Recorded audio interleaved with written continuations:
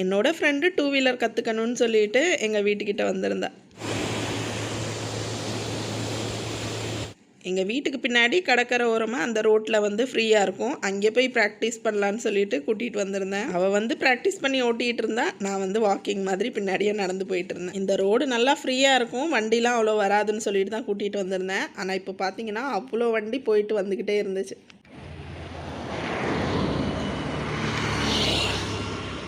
இவ்வளோ வண்டி வந்து போகிற இடத்துல ப்ராக்டிஸ் பண்ணோன்னா சேஃப் இல்லைன்னு சொல்லிவிட்டு என் ஃப்ரெண்டை வீட்டில் விட்டுட்டு நான் வந்து வீட்டுக்கு வந்துட்டேன். வீட்டுக்கு வந்து பார்த்தா அக்கால் தங்கச்சி வேர்த்து விறுவிறுக்க ஏதோ ரெடி பண்ணிகிட்டு இருக்காங்க. எல்லாமே ரெடி பண்ணிட்டா ஃப்ரை பண்ணி கொடுக்குறேன்னு சொன்னால் எல்லாமே அவளே தான் செய்வேன்னு சொல்லிட்டு கஷ்டப்பட்டு போட்டுக்கிட்டு இருக்கா பாருங்க.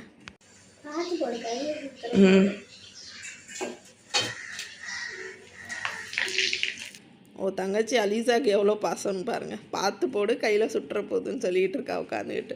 2 பேரும் சேர்ந்து கிறிஸ்பி பொட்டாட்டோ பால்ஸ் தான் ரெடி பண்ணியிருக்காங்க. முதல்ல சொன்னால் ரெசிபியை வீடியோ எடுத்திருப்பேன்லன்னு சொல்லிகிட்டு இருந்தேன். அது கூடவே சுட சுட டீயும் போட்டு ஸ்நாக்ஸை வச்சு சாப்பிட்டாங்க.